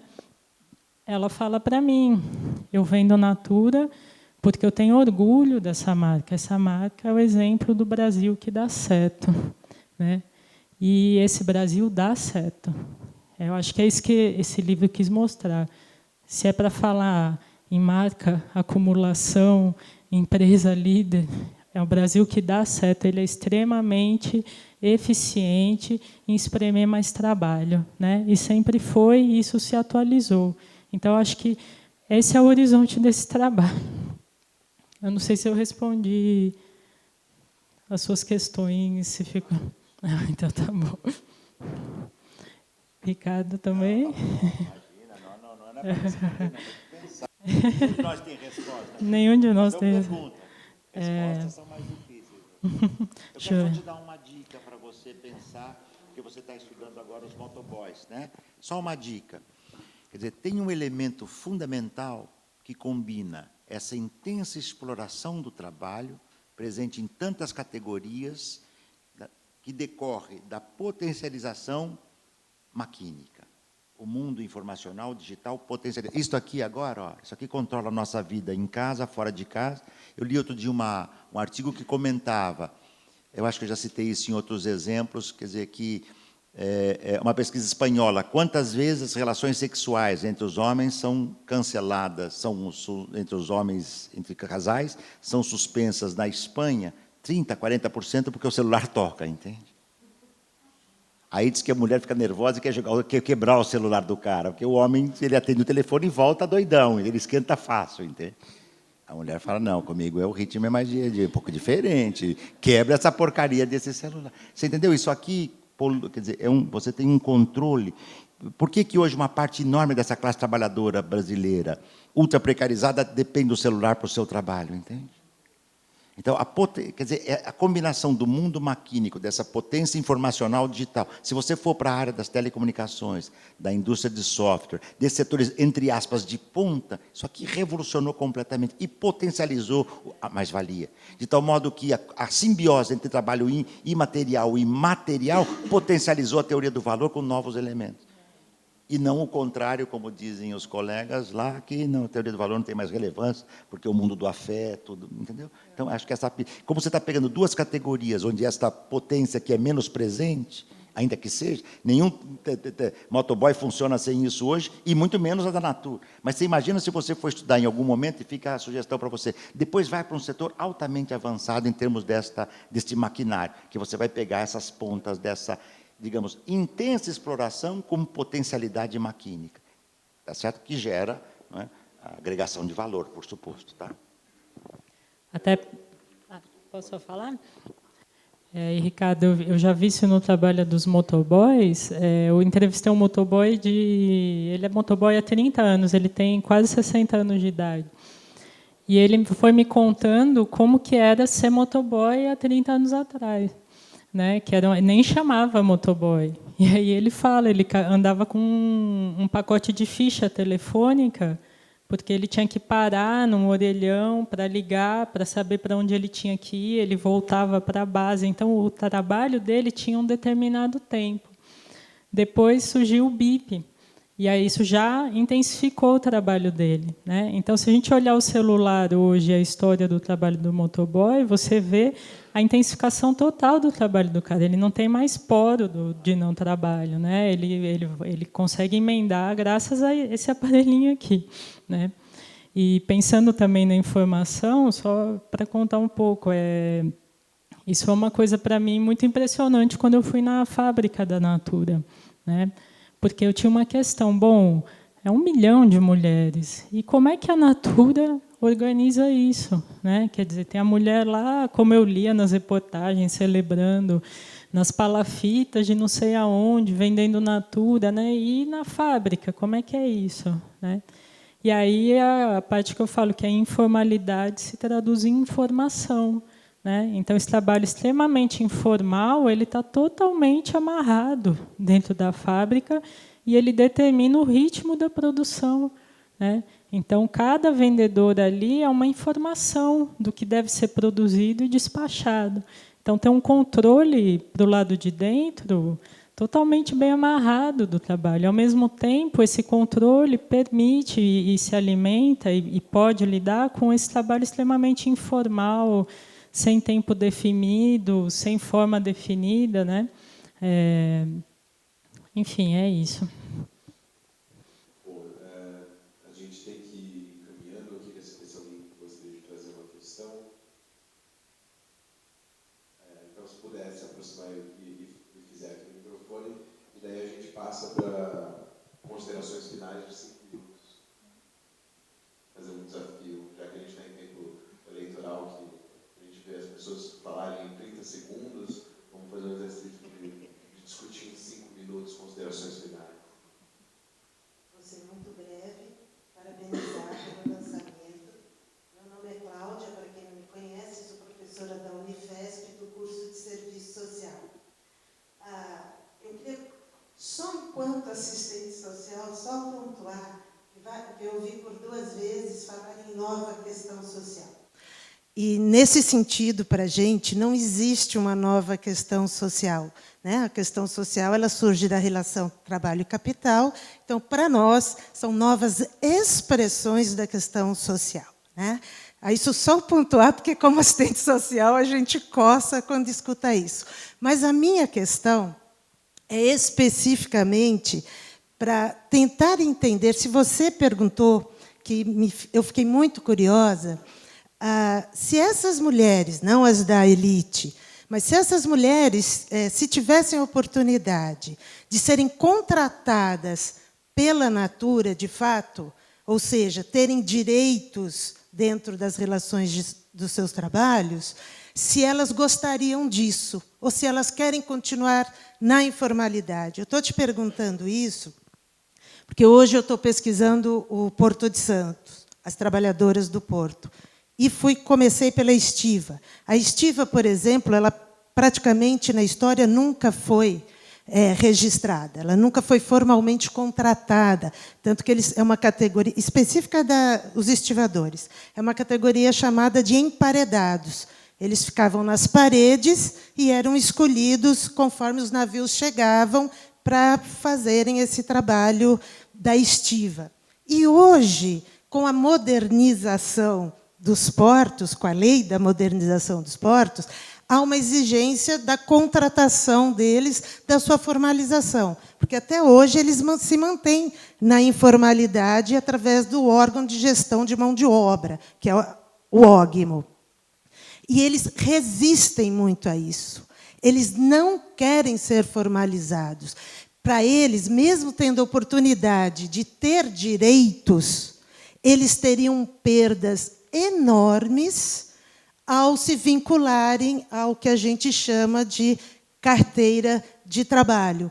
Então, é um setor que tem uma resistência enorme à sua formalização, e eu fiquei curiosa de saber se também este segmento das vendedoras teriam, aquelas que teriam ou não sei se você perguntou isso, a vontade de ser registradas como vendedoras, mas se elas realmente têm esse pensamento nessa direção, nessa dimensão. Então, mais alguém gostaria de trazer uma questão? Então, vou propor o seguinte. A Ludmila faz uma fala em resposta a isso, e daí 5 minutos cada. Tá bom?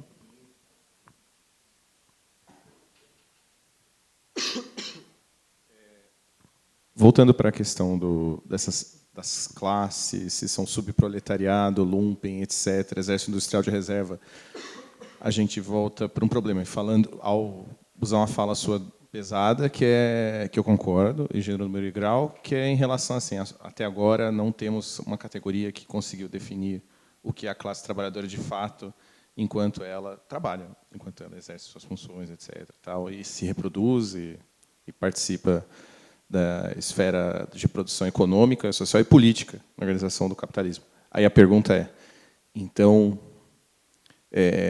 se nós usávamos Marx até agora, tal, com esse afinco, relido tal, e bem lido, a gente vai ter que abandonar essas macrocategorias, lumpenproletariado, etc., etc., etc., as subdivisões, etc., que refuncionalizam e colocam como se fossem divisões na classe trabalhadora, mas que, objetivamente, acabam sendo um polo opositor. E isso envolve todas as teorias sobre o trabalho, lidas ao modo marxista até agora. Por quê? Porque isso envolve um outro horizonte político. Afinal, isso reverbera não só, claro, na estrutura do capital, mas também na parte política. Então, a gente releria o agora.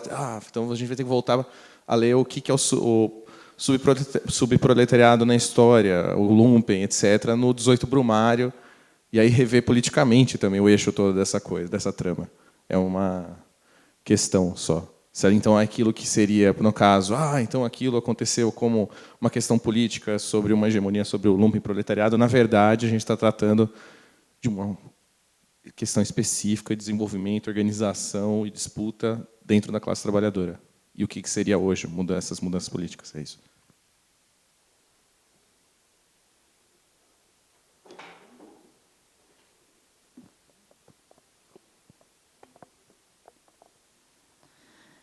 Cláudia, o seu comentário da questão social, né, que ela é a mesma, mas eu acho que ela também se transformou, né? Não é só uma questão. Bom, eu não sei. Quer dizer, ela se transformou depende do ponto de vista, né, que a gente olhar, mas você tinha, sim, esse horizonte da integração. Aí estou sendo bem Castel mesmo, né, a possibilidade da integração via direitos e via consumo, né, e isso parece que se desfez. E a gente nem conseguiu definir bem qual que é o horizonte dessa questão social, como ela se coloca agora, né? E aí a sua pergunta, bom, se essas mulheres pudessem ser contratadas, essa não foi uma questão, é uma pena essa coisa da pesquisa, porque a gente tinha que poder voltar e refazer, né? Porque depois que você fez, falou, puxa, agora eu entendi o que eu queria perguntar para aquela mulher. Mas o que eu diria, assim, generalizadamente, esse trabalho é extremamente flexível. Ele é realmente a real da flexibilidade, né? Então, as motivações e os desejos em relação a ele também são flexíveis. Então, por exemplo, essa investigadora de polícia, o que ela fez? Ela usou o trabalho dela, formal, estabelecido, de anos, como fonte para as vendas do trabalho. E é justamente por isso esse trabalho não ser reconhecido como trabalho que ela pode fazer isso, né? Então, ela pode, sim, passar dentro do prédio da Polícia Federal, carregando um carrinho de feira, né, e vendendo produto ao longo do dia, né? Isso é possível por causa disso, né? Então, para essa mulher que tem já uma identidade profissional estabelecida, para ela o ideal é isso, é esse trabalho sem forma, que ele pode acontecer em qualquer lugar, né? Agora, lá na outra ponta, eu entrevistei uma senhora de 60 anos, que há 30 anos ela era digitadora de uma editora, ela tinha lá uma determinada remuneração, uma determinada qualificação, e ela começa a vender Natura. E, naquele momento, a concorrência era mínima e tinha um estatuto profissional ainda. Ela tinha um reconhecimento como revendedora dos sabonetes de erva doce da Natura, né? E o que ela faz? Ela abandona o emprego e ela se assume como uma revendedora. Então, ela fala para mim, eu trabalho 8 horas por dia, no mínimo, de segunda a sábado. E ela saía... daí também a gente vai entendendo as transformações da cidade, né? Então, ela tinha acesso a determinados lugares que ela não tem mais. Ela conseguia ter acesso a prédios, a entrada em bancos, em montes de lugares que ela vendia Natura, né? Então, ela realmente é aquela vendedora de porta em porta típica. E ela vivia disso e tinha um rendimento garantido, né? E passam-se 20 anos, a concorrência começa a explodir, né? Enquanto eu fazia minha pesquisa, eram 200 mil mulheres por ano até que chegou ultrapassou 1 milhão. E aí ela fala, e agora os meus clientes viraram revendedores, né? E o que eu faço? Eu tenho 60 anos. Né? E se ela parar, ela é mais um número no cadastro único da Natura que, né, que desaparece. Então, eu acho que essa questão ela vai variar muito de acordo com o que as mulheres vivem. E eu fiquei pensando também, né, agora que tem essa certa publicização do trabalho, se me perguntasse, mas você fez isso aqui para quê? Para elas virarem trabalhadoras formais? Eu não sei, não é isso que está me mobilizando. E, de novo, é sair desse registro que o trabalho formal ele é a solução para a exploração do trabalho, né? Então tem que deslocar a perspectiva, né? E a questão do Douglas, eu não sei, Douglas, a gente tem que atualizar as nossas referências para entender o que é proletariado. E, assim, eu acho que essas referências no Brasil elas nunca deram certo. Essa aqui é a verdade. Assim, e elas pautam a política, os horizontes da esquerda. Né? E eu acho que elas não dão conta. Então, a gente tem que... Por exemplo, acho que esse caminho de pensar, olha, o trabalho informal também se intensifica, também tem extensão de tempo de trabalho, ele também faz parte da cadeia produtiva, é um caminho para reconstituir, de alguma forma, os lugares políticos desses trabalhadores. Né? Mais do que isso, eu não conseguiria formular. Assim. Acho que é isso. Não, as minhas palavras eu já disse mesmo, que eu acho que essa questão... Nesse momento político que a gente vive, né, mais do que nunca a gente tinha que entender quem que é a classe trabalhadora e o que aconteceu com ela nessa década. Né? A gente falou em termos de acesso ao crédito, a gente falou em termos de aumento do salário mínimo, a gente falou em termos de políticas sociais, né? E isso embasou todo um discurso sobre o neodesenvolvimento e sobre uma saída do Brasil da sua condição de subdesenvolvido. Né? E agora nós estamos pagando um preço, aí, porque a gente não consegue entender, de fato, o que está acontecendo. Né? O que aconteceu? Porque é o subproletariado do Singer, né? Que está correndo o risco de colocar o Aécio no poder também. A gente tem que entender quais foram que limites dessa política, e talvez aí... Eu estou viajando, mas talvez nesse momento a classe trabalhadora, de alguma forma invertida, se reconheça como classe ao retirar o PT do poder. Eu acho que tem alguma inversão aí do tipo, olha, essa política de é bom para todos, para nós já chegou no limite. Né? Só que está botando uma coisa pior no lugar. Mas é basicamente isso. E eu acho que fica essa questão hoje, novamente. Nós não entendemos em junho, né, o que estava em jogo, e eu acho que a gente continua não entendendo. Né? E estamos sendo desafiados agora politicamente, porque a coisa ficou mais perigosa ainda. É isso. Obrigada. Eu também já acho que o que eu gostaria de ter falado eu já fiz. Vou aproveitar aqui para fazer duas informações. Uma é que, na semana que vem, 29 na Unicamp e 30 na USP, 31, depois com desdobramento na UFBA, UFRJ, em São Paulo na USP e na Federal de São Paulo, depois com desdobramento na Bahia, Rio, Minas, Porto Alegre e Natal, se eu não estiver esquecendo nenhum, nós vamos realizar o encontro...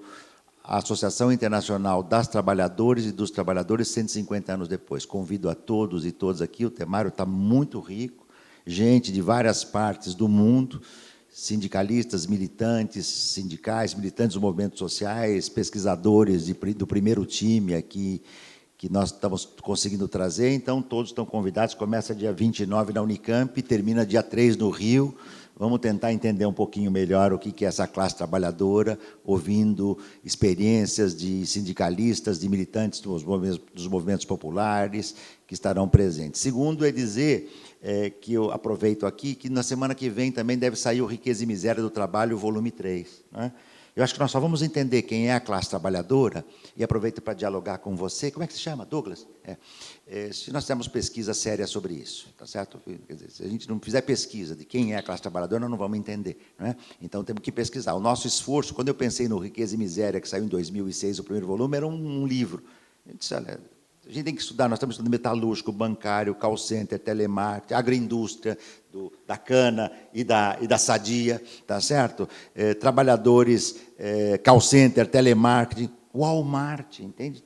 Existe um processo de walmartização do trabalho. O Walmart é um modelo de exploração global do trabalho, entende?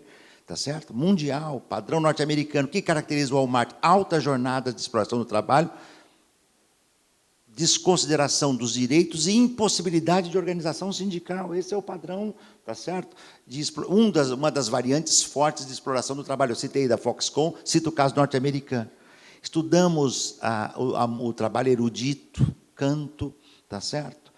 Professores, um esforço de tentar uma morfologia da informalidade. Se a gente não entender o que está acontecendo, não ganha concretude. Eu te colocaria, Douglas, uma outra pergunta, como marxista, tá certo? Para mim não é relevante se o que o Marx disse no século XIX vale hoje ou não. Não foi isso que eu aprendi com o Marx, tá certo? Que eu aprendi com o Marx. Lembra do diálogo dele com as meninas? Pai, o que você acha disso? O teu escritor preferido, teu poeta preferido, qual é o teu lema? Ele disse, duvidar de tudo. Nós temos que entender quem é o mundo do trabalho hoje. Se há subproletariado, é o do Singer? Não creio. Agora, o que é subproletariado? Nós temos que entender o que é subproletariado. É um proletariado desprovido de direito? É isso que é subproletariado? Nós temos que pensar quem é o mundo do trabalho hoje.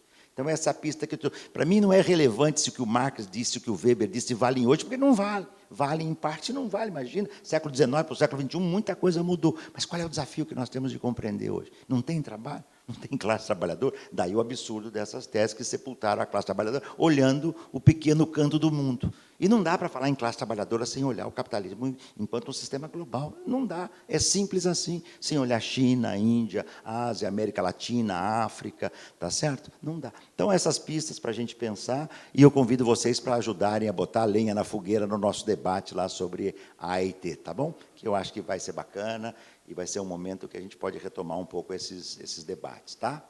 E foi um prazer para mim estar aqui, tá certo? Vida longa e forte para o teu livro, né? E tomara que você, a partir dele, pesquisando esse tema, dê continuidade nas tuas pesquisas, tá?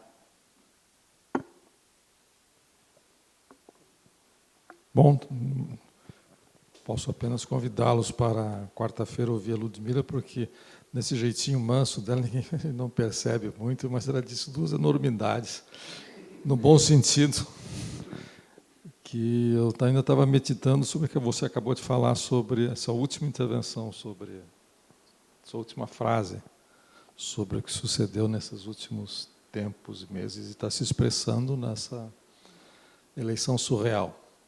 É uma reviravolta na qual ninguém está com os velhos fantasmas de sempre, as mesmas categorias de sempre, e a boiada está passando para o outro lado. Já aconteceu isso em outros lugares. Então, entre isso e uma outra coisa, uma outra enormidade, que vamos discutir na quarta-feira, a propósito dos motoboys, a Ludmila simplesmente, como quem não quer nada, como pediu sorvete de creme em vez de sorvete de chocolate, disse, olha, nós não sabemos o que é a força de trabalho, o que é classe de trabalho, o que é trabalho no Brasil, e disse, olha, a viração define o trabalho no Brasil. Isso muda, se isso for comprovado, muda uma montanha de coisas, inclusive a tese tradicional, por exemplo, a respeito da passagem do trabalho escravo para o trabalho livre no Brasil, a imigração da força de trabalho, o fato de que a reprodução da força de trabalho se dava na África, depois tinha deportados, depois como é que se constituiu isso a partir dos anos 30, primeira migração, depois nos anos 30, como é que ela foi legalizada na época do Getúlio Vargas. E aí a gente começa a lembrar, eu vou fazer justiça agora, não é fazer justiça, é lembrar, um lembrete apenas. Na época era uma heresia que ninguém prestava atenção, que foi uma das formadoras dessa geração de jovens sociólogos empenhados nessa assim chamada questão social, que foi a Maria Célia Paoli.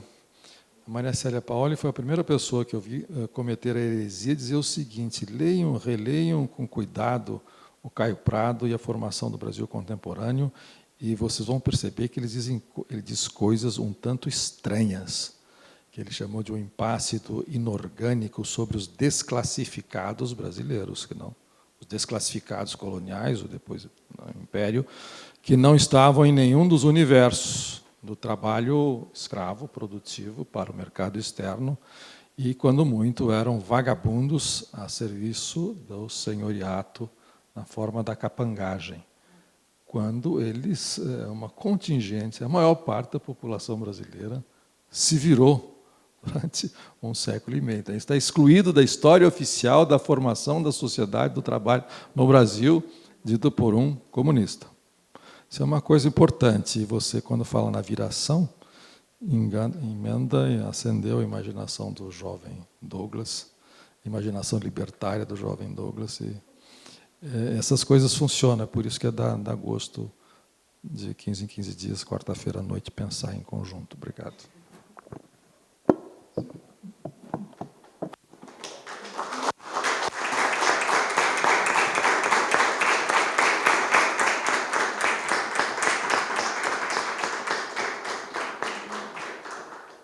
Bom, muito obrigado a todos, uma boa noite, e aproveitar para chamar, assim como o Ricardo já chamou para o encontro da Primeira Internacional 150 anos depois, a gente tem também, acabamos de confirmar, no dia 19 de novembro, quarta-feira, David Harvey novamente aqui em São Paulo.